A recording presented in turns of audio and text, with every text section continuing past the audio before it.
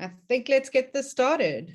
Thank you everyone for joining our webinar today, titled What is this TISAX thing everyone is talking about? If you haven't met me before, I'm Taryn. I'm the marketing manager here at ENCONA. We're an international training and consulting firm. TISAX is something relatively new, so to speak, something I certainly don't know a lot about. But therefore, I'm pleased to have our panel with us today. Armin, you've been with ENCONA as an auditor and consultant and trainer, I think, since the beginning of ENCONA. Yes. Thank you very much. And you've just rushed to this straight out of a VDA 6.3 training. No rest for the wicked. Welcome, Armin.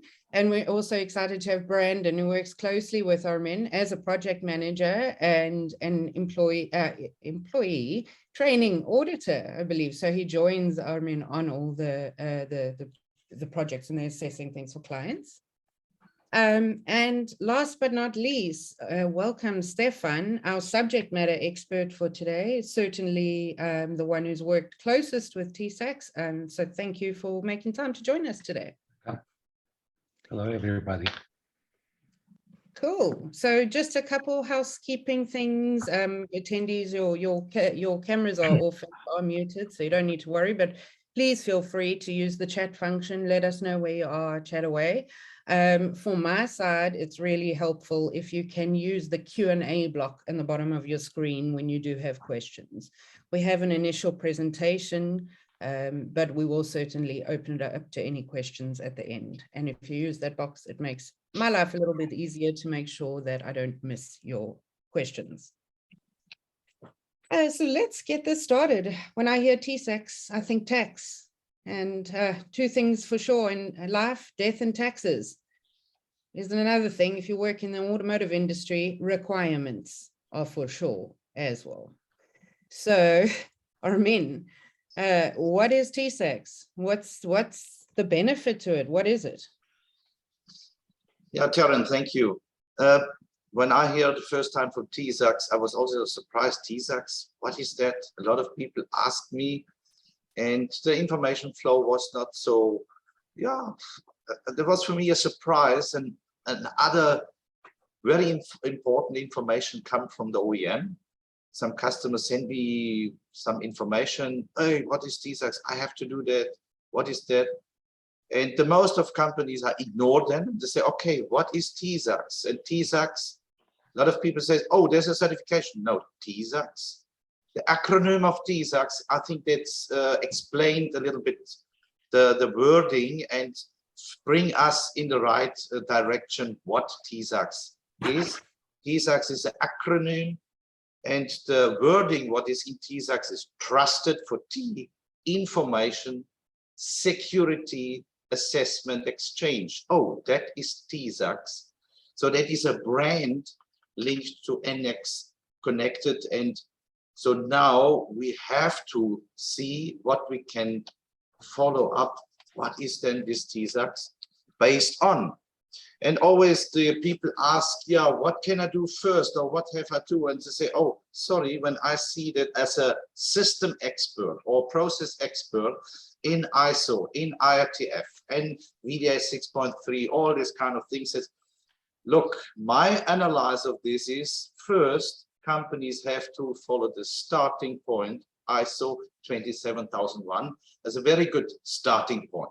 So to understand, well, the ISO 7021 follow the high-level structure. Oh, high-level structure means all other system requirements follow the same concept and the structure, and helps company to get in. So that also that the VDA guidelines jump on this with their Automotive Association guidelines for TISAX, and then it's coming up of questionnaires and information of security. So what is the benefit? Yeah, that is the people says, oh, is that another certification? So I say, no, stop. It is not a certification. That is a registration. A registration means, yeah, okay, but is that really a benefit for us? And say, yes, it is a benefit. If you don't do it, you're out of the business. That's what I learned from the OEM. That is clear, stated. You have to have TISAX. Otherwise, you don't get any contracts, and you can't make any quotes to the companies, to the OEMs. And what is then? Then you're falling back, or you make a decision, you go out. But what is behind TISAX for me, it is important with all this security and all these cyber attacks and everything what's coming up. I think TISAX bring us in a new higher level and helps us to secure our system, our management and standards. I think that is what I think very important, that we open our eyes, we open our mind to follow, okay, not say, oh, TISAX is the next big thing what we have to do and cost a lot of money. No, we have to see what is our benefit. And I guarantee you the result is visible for the participants and all for all. Awesome. So, I mean, you kind of touched on this, or Stefan, is it just another nice to have label? No, it's not. It's not.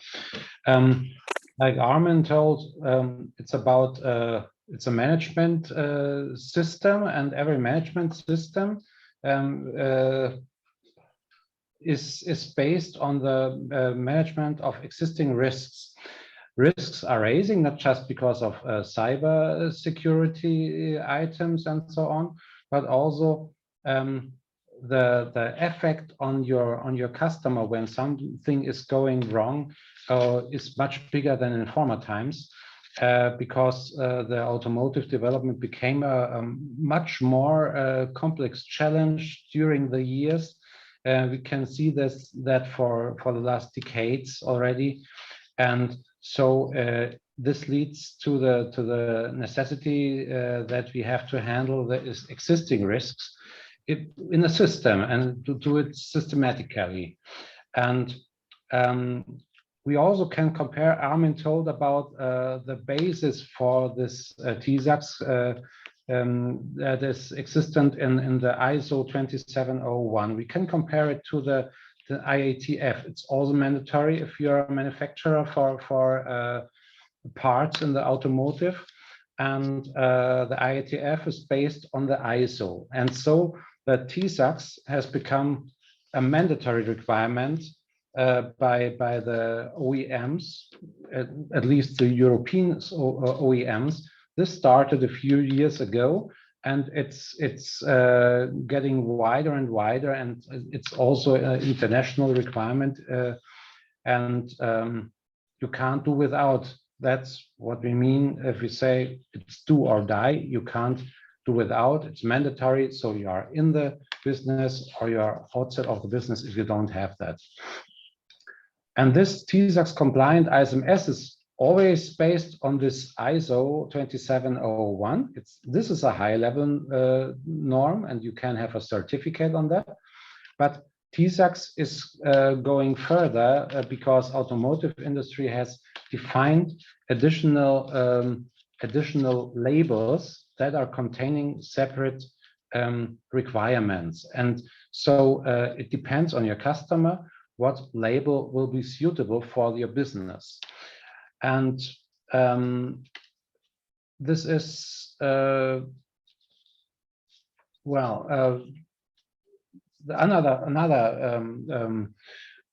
positive thing is that the TISAX is different from certification, for example, in 27001, but you also could have. The TISAX guarantees that the automotive customers accept this label because it's listed and it's trusted. What it's said with a name. They mean that if you are listed in it, it doesn't need any additional audits at your site. Your scope is labeled, and that is accepted, that you are competent and that you are able to take the responsibility for your practice in spite of the information security. And that's also a thing the TISAX label will fulfill this requirement that the customers in the automotive have. And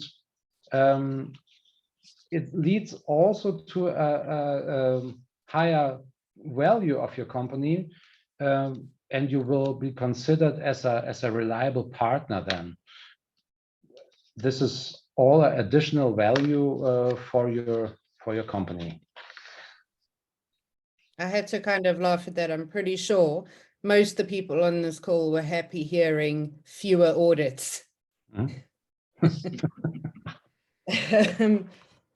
Excuse me.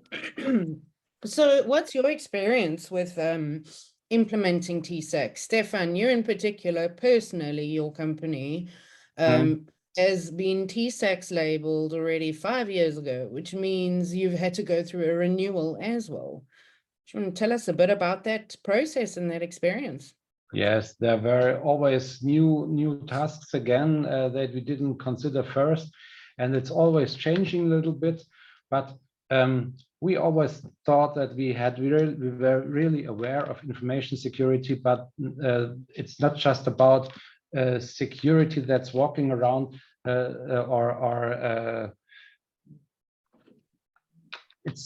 are many things that we had to take care of additionally, and a huge lot of tasks were added to the daily business, and at first it was a hump that we had to face, but in the end all these things became a routine, and it was frankly good business practice, because it's risk management, and this risk management ensures the whole working of your company. It makes your results better, it makes your processes more effective, and this is not only with quality management systems, it's the same with TISAX. Yeah. Well, a lot of management systems, I'm certainly the kind of person who doesn't like, I like to do curly lines, you know, but the systems to me, they're in place because they're actually a lot of common sense. If most people practiced common sense, we wouldn't actually need to have detailed systems. Maybe that sounds a little bit harsh, but they are business practice. Brandon, and when it comes to suppliers and the projects you've been working on, do you have any examples to give us? Yes, I've actually got 2 examples that I found very interesting. A little while ago, I was over in the Netherlands, and we were at a company doing training for something else. And this company was TISAX registered. And as a guest at their company, we found very interesting that as soon as you walk in the door, you get to reception and things like that, and you can't go anywhere from them. We realized we couldn't use the toilet without a key card. The security is very strict. It's not just involving one department, it's everything. It's where your employees have access to certain places at certain times of the day.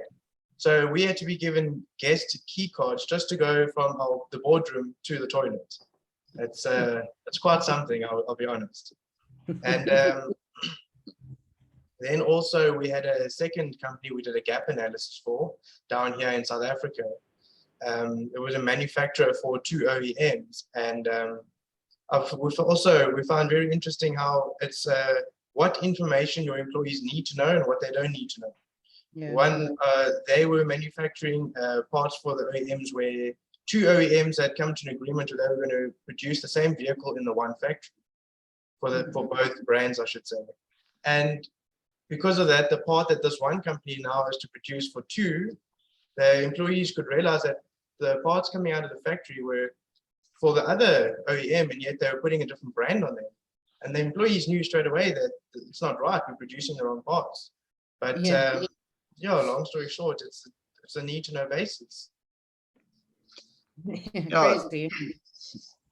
Yeah, my experience with supplier is first, we think I have to be registered and pay my 450 or 500 euro, and everything is done. and then I can carry on like it was and can make some quotes. But some, they don't realize that with the registration, the first registration, the process started. And that was always wondering to see, hey, then they come as how we can implement that. And that was a little bit shocked on this case, and says, when I asked them, so TISAX, what do you do now? Ah, that is a part of IT. I say, aha, what do you think it's IT? Ah, that IT will manage that. So, but what they not realize, that is not only the IT, that's the whole management is involved in this process. And that's okay, and that is very important. When you take the bridge to the 9001, if the management is not involved, we say, okay, quality management do everything. That's the same mistake what a lot of companies have done in the past. The same with ITF. ITF only works where the whole management is involved, and the whole management of the whole company follow a certain rules. So the same with TISAX. Is the mindset not there and says, oh, that makes IT, I guarantee you a lot of costs coming up. And that's what we would try to inform our suppliers, say, please make sure you understand the whole process. Read the things, read all the standards, read the requirements, what is behind. Well, also when I talked to Stefan, that was my first point for 5 years ago, that he was TISAX registered, and at the point also registered. And always when I see, oh, that is not so easy to do everything alone. And that is not only the supplier go on the market and will see, oh, who can help me? And then it says, often when I see a quote, the quote coming from an IT company. So, and often that's why I audit also some IT companies. They like to sell their ITs. They like to follow their own rules. And I think a lot of companies, what I auditing in my life, and I have over 4,000 audit days on my shoulder, it is always the IT was a little bit outside. So to understand why we need the system, why is the system helpful? And this is not only to do with automotive industry, that is a mindset. The companies have to understand why we need that. It helps us, it brings us the benefit. That doesn't matter, is ITF, is a TISAX, is it a 14,000, 27,001. If we understand that in companies, or we push them to understand, I think that makes for everybody the life much easier. And I can only push the people. This is when I make leadership training, I say, please, you have to understand that is an investment. When I make an investment, I expect a return of investment out of this, what I put in. And what is the return of investment? I have a safe company, a trusted company. The OEM trusted us what we do, and all these kind of things. And I think that is what we have to push also the supplier, the whole supply chain, to follow the certain rules. And I think that is my understanding also for management systems, to follow the rules, to follow them. You get better processes, you get less scrap, you get the better communication to your customer. And that's what we want. We don't want fighting with customer. We don't want fighting with any standards. I love standards. They help us, and not they squeeze us, they help us. That is my point, what I saw. And as a last point, I had, that is not so long, Stefan was with me in this call. Stefan, maybe you remember, that phoned me and said, I mean, I have to do a quote tomorrow. He asked me, what is TISAX? I said, oh, you are very late. He never knows what it is. But in this case, I only tell to the OEMs, please inform more and more the people, the supplier base to TISAX. Not only send a letter, and that's what about my first impression in the beginning, that the OEM sent a letter to the supplier, and in this letter said, you have to do TISAX.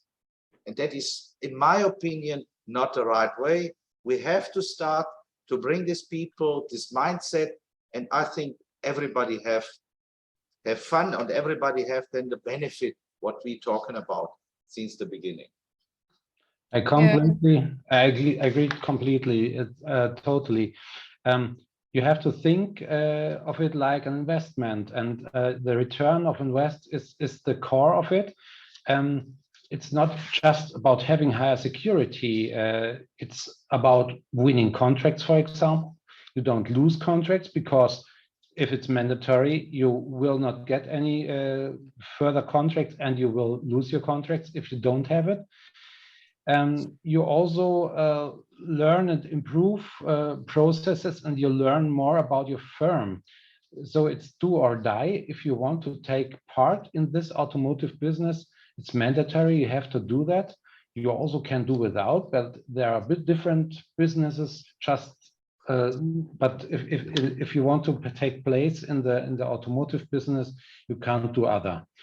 And our advice is don't rest on your laurels, because establishing the management system takes time and might require huge changes in your organization.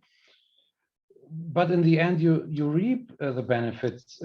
In our case, it was a 2-year process with no external support. You might be able to improve upon it if you use external support,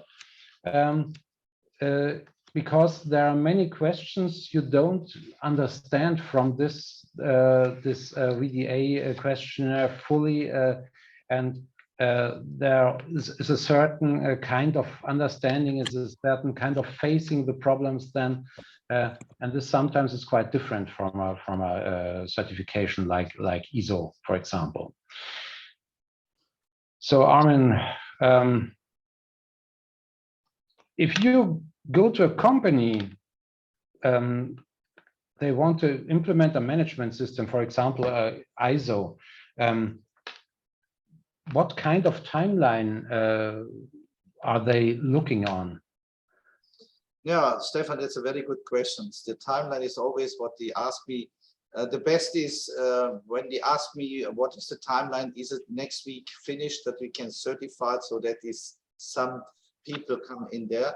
But I have a nice example in other industry. They want to implement the first digital quality management system or management system in their company, and they ask me, what is the process, what is the timeline?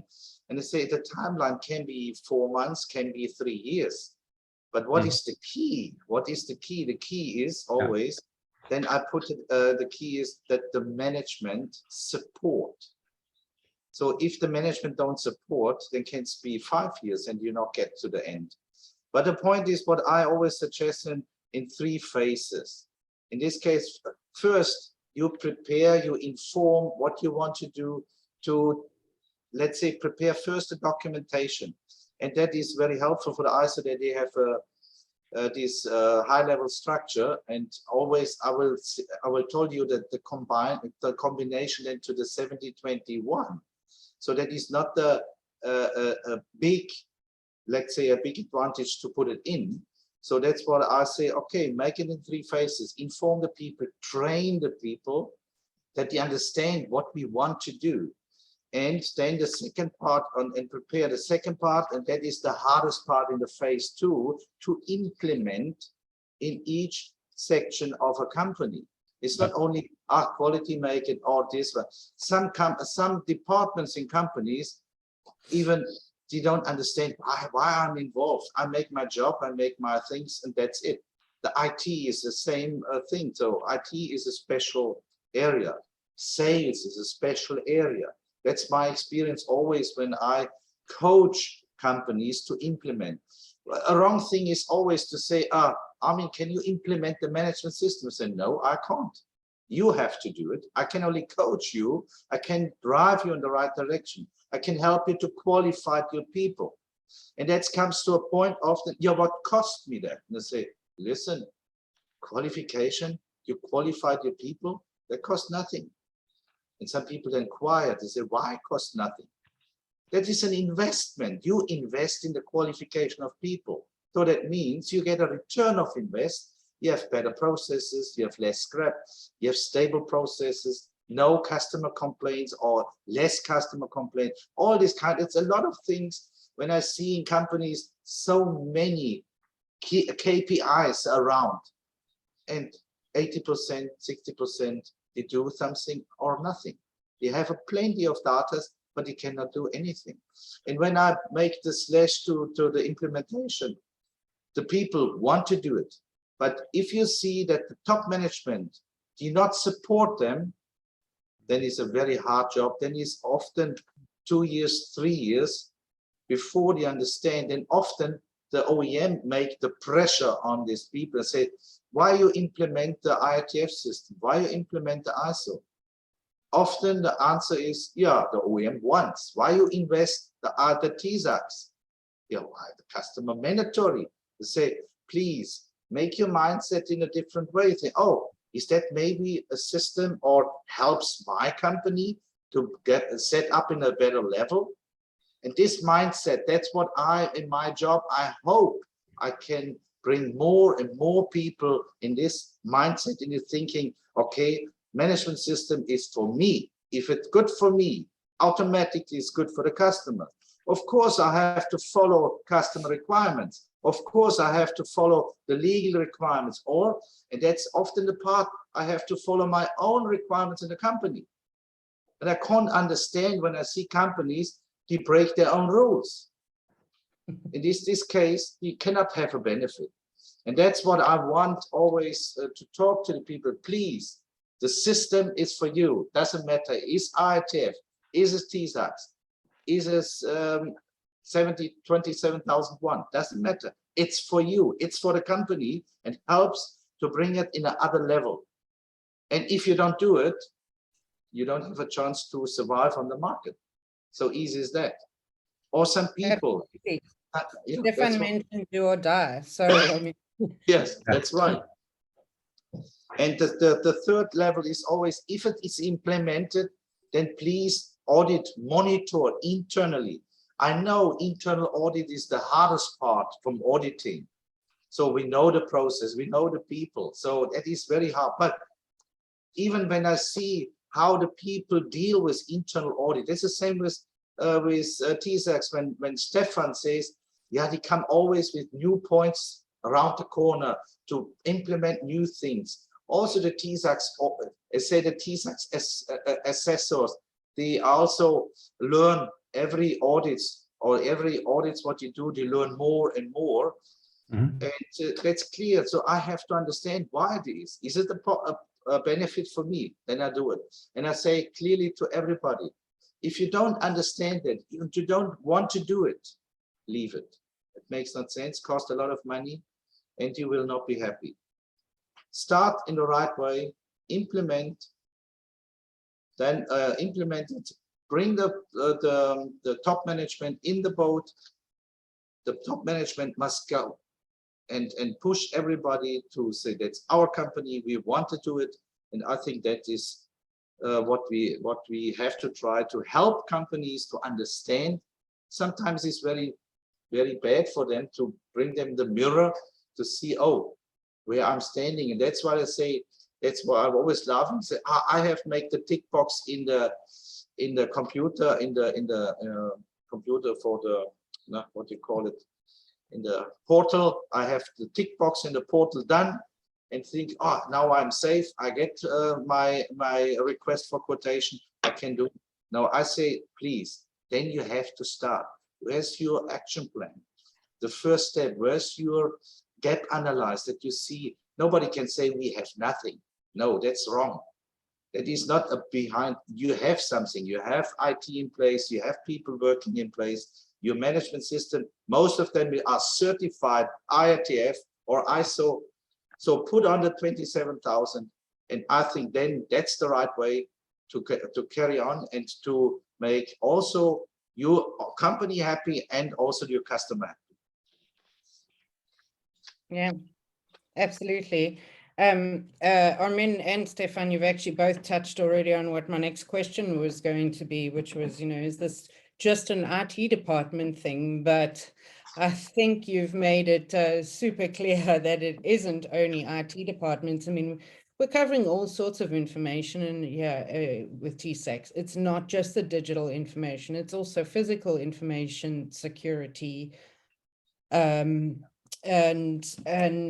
Stefan, you were explaining, certainly, fun, it might be about 50% management, 50% IT, because you're using the infrastructure. Yes, I agree. Yeah, and it could be a major mistake that they consider it only as a IT department's problem. It's not so. You need to develop new knowledge and seek advice for external lawyers, for example, also for contractual things like GDPR. You have to rework your contracts with your employees, for example. You have to face that certain rules in your company are not compliant with that, and you have to consider every process in the whole firm and to check it against the TISAX, and so every process has to face these requirements.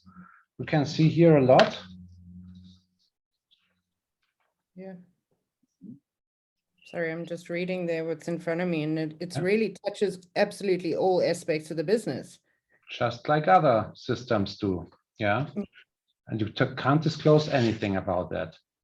So it's the same as quality management, for example. It touches all aspects of your business, not just quality or IT department. It's the same here.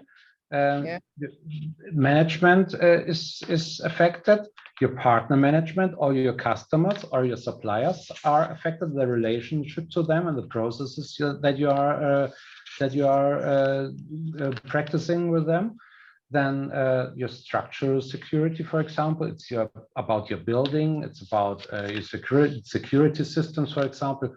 Could be an alarm system. Could be how you put your for example, your prototype parts in stock, how you protect them from external access. Of course, IT security, it's a huge thing, but it's also the organization itself. How do you handle it? How do you improve your system? How do you face new risks, for example? Risk management is a certain thing. When we started, we couldn't imagine that there was a risk like a pandemic situation, for example, and sometimes there was. Yeah, so everything is changing all the time, and it's considering this TISAX system. Your information security is considering the whole firm. Everywhere information is handled, or there is a content of information, this has to be secure. There are certain things that you have to consider. It's the availability of your data. It's the confidentiality and the integrity of your data. You have to protect that, and the data is inside of all your processes and is handled everywhere. And that's really the pillars of information security, isn't it? Confidentiality and availability. Yeah. Yeah. It is. It's actually very interesting to me. You got to not think this isn't just about email access. This is absolutely everything throughout your organization. And with ENCONA also going through ISO 27000 and TISAX labeling, it's crazy the amount of aspects we've had to touch on, and we are touching on. We're in process. Good luck. We're ticking along. So do you want to run us through the process so people can understand? And in particular, Stefan, I've had a couple questions. I think you're going to touch on them. But if you could explain kind of how a scoring system works, and maybe you've got an example of what's an actual label. What is this label thing instead of certificate? Well, the TISAX process, we can see it on this slide. It consists in 3 steps. At first, before you come to the first step, you should have a management system, information security management system. for example, based on ISO 27001. And then you come to this registration step. It's the simplest part of the process because it costs you only 480 euros, and then you can sign in and register to this TISAX platform. This means that there will be a scope defined, and this scope is to be considered in your assessment. That's the second step. The assessment means that you are making there is an assessor from a testing service provider, and this assessor has a kickoff with you. There is a certain process for an initial assessment. They are looking close into all your system, all your processes, and then the end of the initial assessment is the initial assessment report, and there will be some findings, major or minor findings, and this leads to corrective actions. You have to create a corrective action plan, and this also is considered then. And if you have removed all your major deviations and you have reached a minor level 2.7, then you will get a temporary label and you can work as compliant. But this doesn't mean that you can't lay back and not handle these minor deviations. You also have to get rid of them, and this happens in a follow-up. It takes you another few months to get this follow-up, and after a successful follow-up, there will be a label without any deviations, and this will be valid for 3 years then. And this whole process is about 6 to 9 months. You should not underestimate it because it's really long, and you have to be really, really always to take it serious, that you don't lose any things. You always have to take care of all the deviations and have to improve your system in every point that is mentioned here in this reports. So this is a huge work to get through this assessment. It's not so easy, and there's always something new appearing, some questions that you don't expect, and it's always new, something new inside of these reports because the time is changing and your risks are changing, and sometimes within few months there will appear some new risks, or they will be changing a little thing, so you have to handle it in a different way, but there are always solutions. The question is how you handle these risks and you handle the tasks that you are faced. And then if you're successful, in the end, there will be the exchange of this result. And this means in this step 3 that on the platform where you are registered, there will be published a result. We also have a separate slide for that. So it looks like this. There's a result that you can see your scope ID, for example, and your location and company name and so on.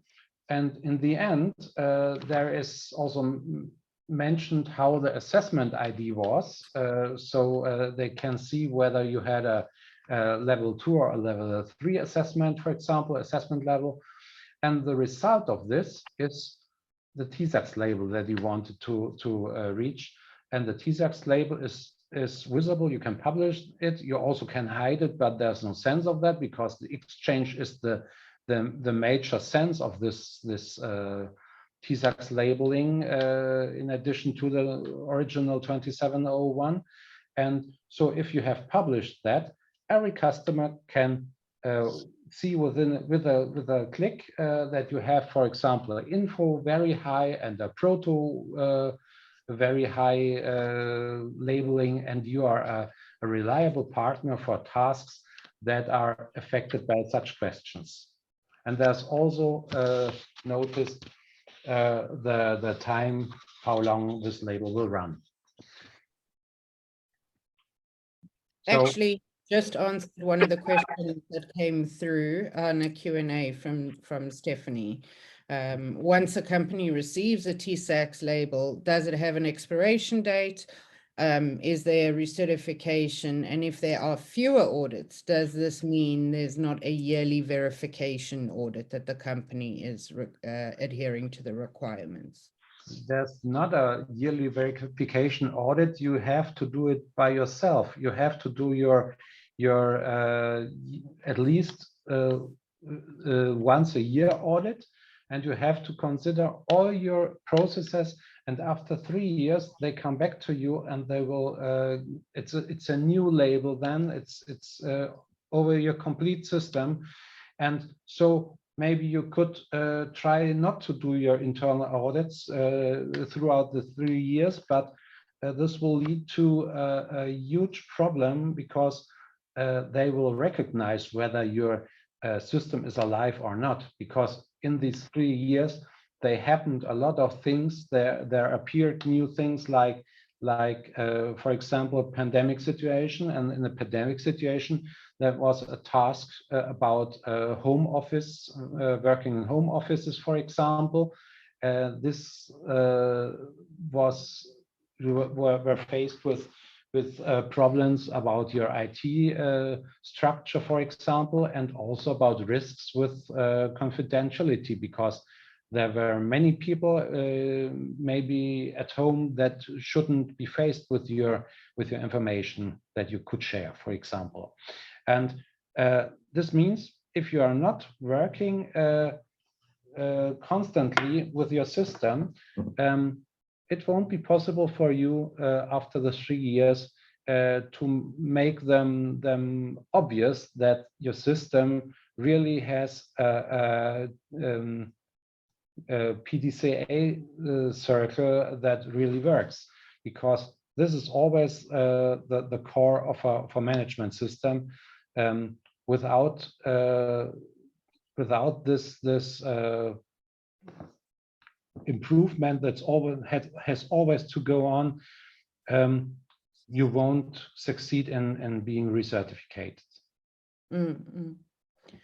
I suppose at the end of the day, yes, it's not only an IT department thing, but it is including IT systems, and look how quickly technology moves anyway. You certainly couldn't sit for 3 years without having vast technological changes.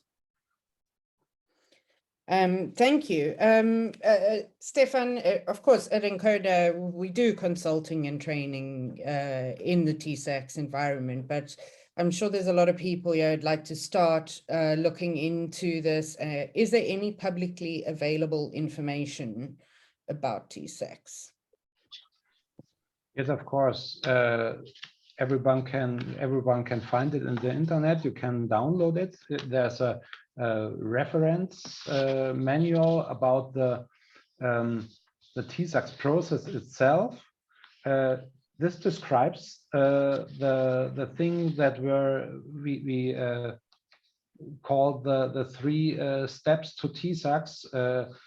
It's about getting the TISAX label and getting through this process, but it doesn't describe really how you should handle the questions and the controls that you will be faced with. These controls are written down in this questionnaire, what you can also see here. Questionnaire is also available free. Everyone can download it, and you will see lots of questions. This leads to hundreds of things that you have to find answers on, and the question is always how to understand it. That's what we had to learn for ourselves, that it's quite difficult sometimes to find the differences in the requirements what should be mandatory, what has to be mandatory, or also what's nice to have. It always depends on your label. It always depends on some different requirements. So you can find here very much questions, but how to answer them will be a different thing. Stefan, Stefan, I have a question. Is there, in your experience with the auditor or to make the assessment, is there any experience what kind of qualification TISAX would be expected that you can do an assessment for companies? Well, from my opinion is we're talking about is not only IT, is the whole management system. That means for me that an auditor, he makes an assessment, have to make an audit team with a system expert and expert in TISAX and IT. That's what my thinking is. Is that the way? What the experience? What you have with your assessor? What audit your company? That's, I think, a question what a lot of people looking for. So what kind of qualification or what kind of auditors we have to expect? Yes, the auditor has, of course, is experienced in auditing companies. Some are more, some are less, but everyone can consider management systems, and they have always different questions because everyone has different special expert knowledge. But just in case, if they ask you something for your technical things of your IT system, you have to find someone, or you have to answer it for yourself, and it can be very specific. So we had a team that were facing these questions. We had roles. Everyone had his special rule. We had a information security officer. We also had someone from our HR department. So these questions were always addressed to the person who was really deep in this topic, and we also prepared these answers for the special topics. But it's not so easy to explain it if you are not involved in these processes. Yeah, but in other consequence, it means that the auditor himself or the audit team have also understand in each different companies their process how to implement a TISAX. It is not like you have a recipe, you do it like this and that's it. That is also a lot of questions, or how to argue these topics in the questionnaire. So we know it also from other standards. So that's my thinking, that it's important what the audit or the audit team have to be as an experience come to the company to audit them. So that's what I expect. If I invest the money like this, I have professional TISAX, professional auditors to give me the right things, and not always to see I come and will find something wrong so that I can make more money. That's what I hear from some other companies.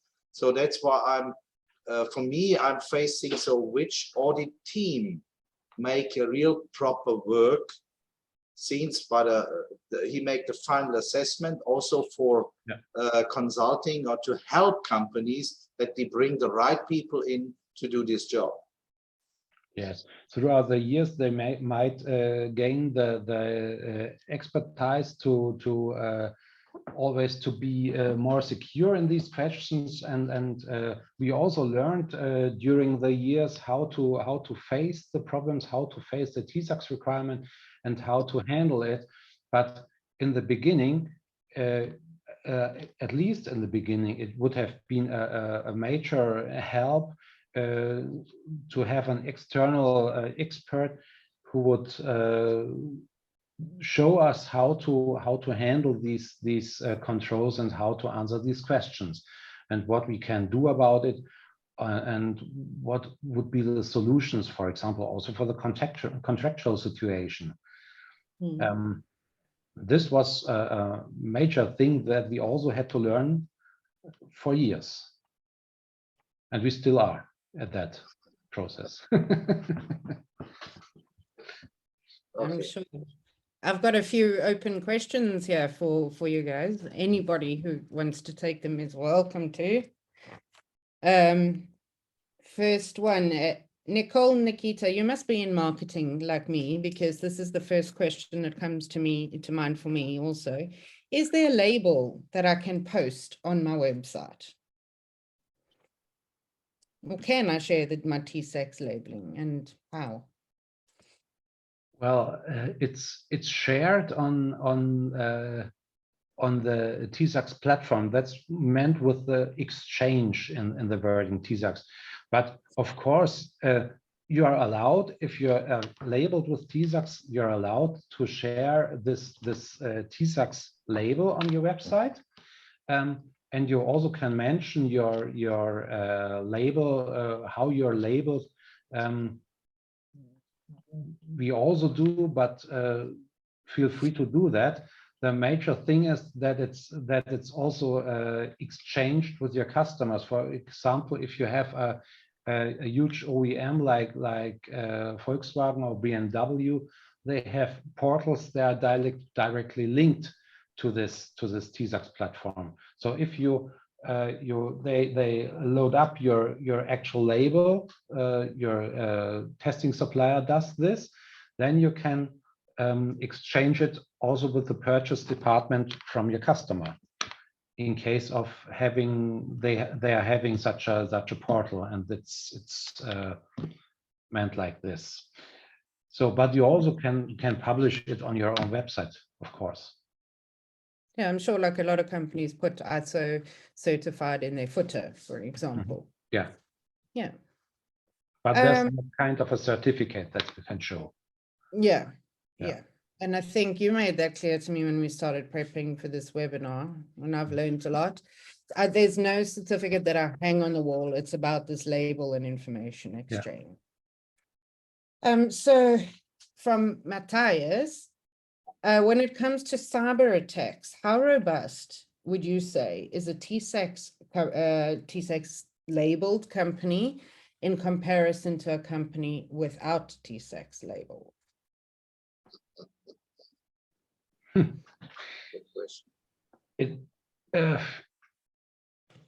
Well, I think we learned something about our information security, and we learned a lot about information security.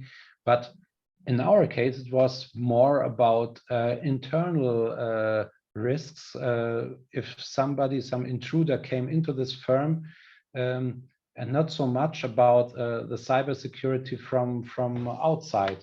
But in the end, if you have an existing information security system and you are facing these problems, I think it doesn't matter whether you're TISAX labeled or not. But the TISAX raises the awareness. You also could use the questionnaire, the catalog, and check all these questions there, and find your solutions for answering that, even if it's not sufficient that the auditor would consider them as to be valid. But the questions that you have to face that are all written down there, and you have to find solutions for that, for example. And it's sometimes very clear, sometimes it's a little gloomy in the formulations, like they are telling it, but in fact, I think the TISAX raises the awareness of the things, and if somebody will give you a label for that, in our case, it was also a satisfaction that we did a good job, that we succeeded in answering the questions in a maturity label that was valid for that. And if you don't do a label like that, maybe if you're doing a self-assessment with ISO 27001, your own requirements won't be so hard. You don't have to convince an auditor with your solution, and for yourself, you maybe or internal auditor is maybe easier to satisfy. Yeah, so I think there's an additional value. Yeah, certainly. A question from Noluzuko. My organization recently received an assessment form from a customer to complete the TISAX assessment. We nobody knew what this was. So that's why they're on the webinar today. Thank you for joining. Hopefully it's useful to you guys. So their IT department is outsourced.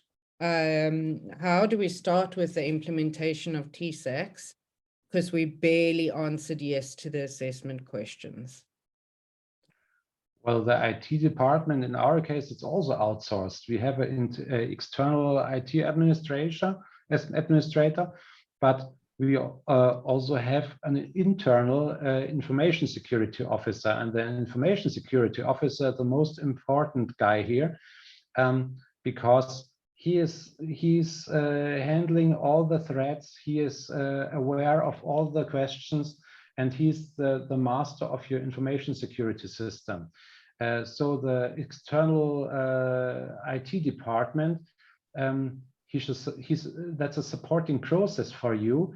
And of course, they are important. They have to answer all the questions, but there also would be a conflict if they would also be the information security officer. This have to be two different persons. So you have to be aware that the IT department is able to fulfill all your needs just in case of the tasks that are new. Maybe they are not able to fulfill these tasks.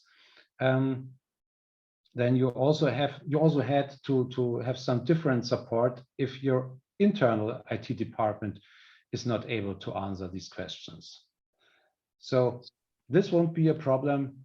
The ISO, I would recommend that the ISO is an internal person, because he must always have the overview on everything what happens with your information security all over your firm, in every process. And I think you don't want to show your external IT department everything what happens, for example, in the human resources department, and also they are not allowed to see that. So there have to be some restrictions also for the IT department. You have to find several mechanisms, for example, log servers and so on. They shouldn't be able to influence the results of that and to make different view for your information security officer, because the information security officer always has to see the whole landscape of the problems without any influence from different person, especially not an external person. Makes sense. Question from Daniel. What are the most common findings of a TISAX audit? Sorry, I suppose that's a bit like a how long is a piece of string question. Well, I don't know, because they are so different. In our case, there was one major finding that our roommate had not subscribed non-disclosure agreement. She didn't see anything of our information, but she could theoretically, and this was a major deviation. So this was to handle very easy. but there also were some things about, for example, the coding of our security system. And this was something that we couldn't manage and for ourselves. We couldn't answer it for ourselves. We had to contact the manufacturer of the security system, of our alarm system, and they also had to ask the developer for that. And so these findings show the very wide range of the topics that you can be faced with. And most things that we had were the last time were about, for example, the encryption of our internal net. It was not so much whether it was not necessary, how it was documented, and it's not so easy to find out all these specific questions, because in this case it was a special topic from the special auditor. A different auditor wouldn't have asked these questions. They would have asked different questions. So, for example, in our first audit, what we had, it was most things about cloud services. For example, we have some cloud services from Microsoft, for example, and they asked us to have a special contract with Microsoft on different questions, how they should handle our data. Of course, Microsoft don't even respond on our questions, but we had to find in these contracts that are hundreds of pages, we had to find is exactly the items that were satisfying these questions and these requirements. And this you had to use a lot of fantasy to really find these things and to know how it was meant and how it could be answered. And this is often how we are handling it. Sometimes it's only through the risk management, so you can weaken it, but it always depends on the special kind of the requirements. Is it a requirement that's mandatory, that you can't manage anything about it, you just have to fulfill it? And in some other cases, it depends on your experience and on your knowledge about how to handle an information security system and how to handle especially this TISAX requirements, so you can get rid of these problems and we'll get your label then. Yeah. Try. Good luck negotiating with Google or Microsoft. From Ahmed. What is the main gap between TISAX and ISO 27001? The main gap is that in the case of 27001, you have to fulfill the requirements of this norm, but it's not obvious out of this norm what will be sufficient for the successful answering the questionnaire of ISA.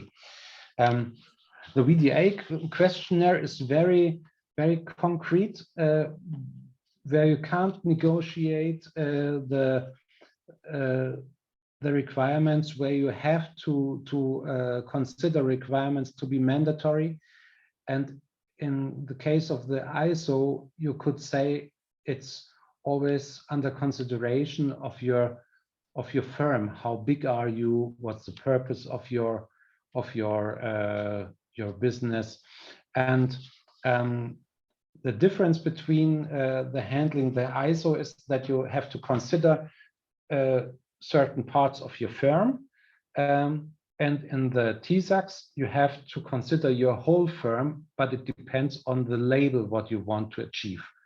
And this always makes the difference how your assessment will look like. And how strong your information security system has to be armed. And but you can't disclose anything what you say it's not necessary for my business, but it's content of your scope. So they consider everything what's content of your scope to be necessary to be considered for TISAX.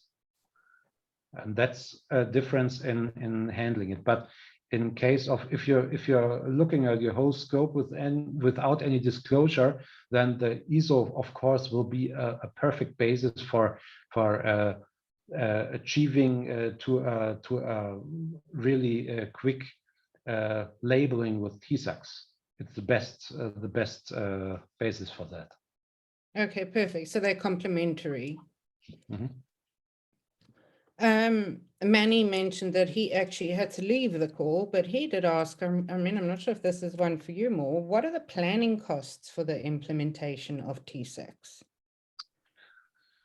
In this case, it's also difficult to answer. Yeah. We have only some, let's say, example of quotes, what we saw. And that's from 50,000 up, 50,000 euro up.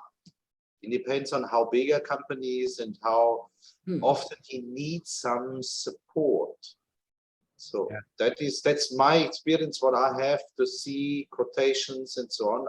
The investment is quite high, especially for a smaller company. Yeah. So okay, that's my experience. Maybe Stefan, you have some. Yes, in case of just the assessment and the labeling, what you have to pay to the assessment provider, it's between 10 and 15,000 euros, for example. But this doesn't contain the effort for your for managing your own system, for creating your own system, and in case of the system, how to get a good information security system that's really valid for the TISAX. It's always a thing. There's not a way where you can say it's the best to do that. But as I can consider it from my own experience, we had a lot of internal work, and there was at least a year someone was working with very high capacity for a year on these topics. And if you consider that, this leads up to a higher 5-digit amount. So it could also be a 6-digit amount. It always depends on how your firm is prepared for that. And for example, if you have to marry this with a quality management systems, and usually you have to, then it gets more and more complicated because several persons are involved into that. There's must not be, but often there is a quality management officer, and if they have to come to one point, the quality management officer and the ISO, then it's getting more and more complicated, and it also has to be adjusted between these. And every department has to be involved. So if you have external support for that, and an expert gives you a way how you should consider these questions in a special view, then this would ease very much the doing, how you can go through the process for making your quality management systems and your information security system, for example, fit for being valid for the TISAX. So you can see the TISAX labeling itself, it's the minor problem. If you consider the cost, it's expensive. It's more expensive than some other certificates, but the most expensive is what you can do besides this, and the most expensive is what you can do wrong. beside this if you are not experienced in it and if you have no support for that. Mm, mm. At least we've got a ballpark there. So ballpark of the kind of costing, and it really depends on Yeah. the situation where your organization is. Silke has asked, is there an overview of which OEMs accept TISAX labeling or require, I guess, what we've learned now is that which OEMs require TISAX labeling, and an overview of those that will rely on the outcome without requiring further specific security-related audits performed by them or delegates. Right now, only VW, BMW, Mercedes go for TISAX in an official way. Yeah. The reason is that TISAX is a label that's created from the ENX, and the ENX is a club it's founded of the European car manufacturers, and also about of some suppliers such as Bosch, for example, or Continental.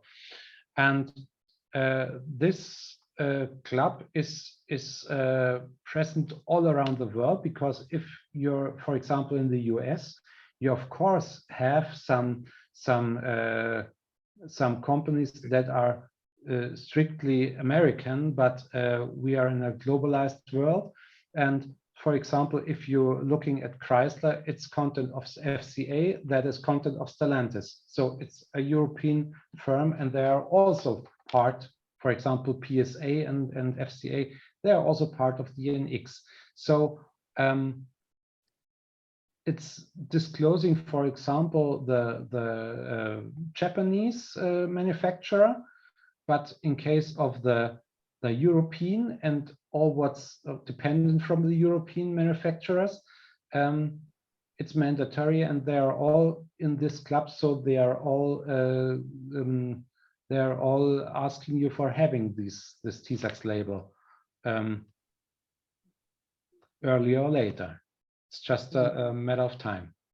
So in our case, it was BMW, because we are resident in Munich here, and BMW asked for that 5 years ago or 6 years ago, and this was mandatory for us to win it, and nobody else in those times knew about that. And when we looked into this TISAX listing, we couldn't find any of our customers, for example. We couldn't find any of the suppliers there, but time after time, they got more and more inside this listing, and so in the end, you will find everyone in the automotive industry insides of the TISAX system. Mm-hmm.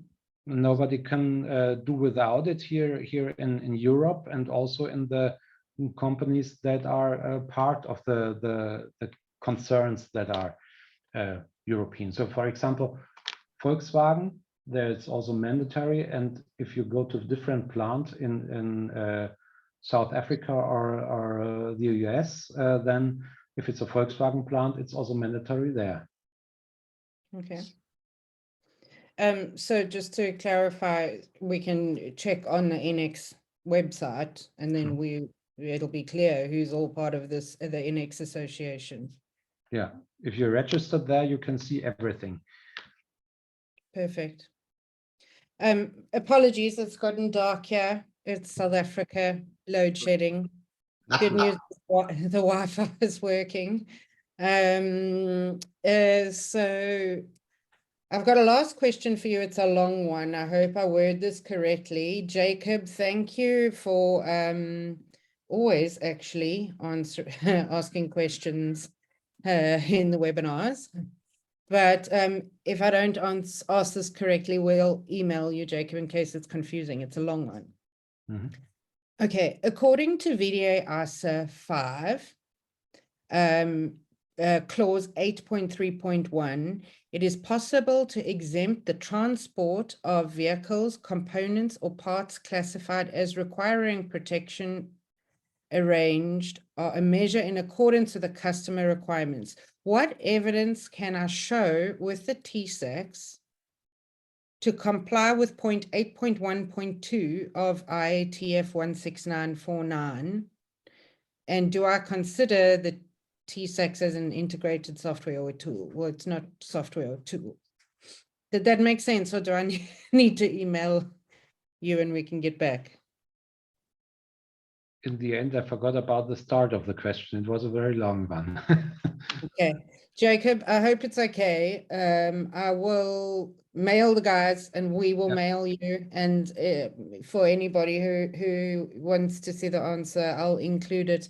We'll have the recording up on our blog and on the podcast by the end of the week. And I'll certainly highlight this as a response to this question.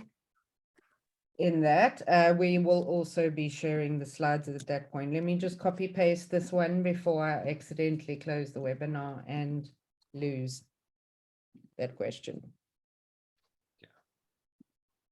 That's it, unless there are any other questions from anyone. Thank you. That was quite a few questions that came through, and that's a lot of detail. Had a really good turnout, and I hope everybody has found this useful. And it's certainly, since I started in this industry, you know, everybody's like TISAX, SMESAX. So I hope that brought a lot of clarity. Guys, thank you very much for your time today. We'll speak soon. Thank you. Thank you. Bye. All right. Bye-bye.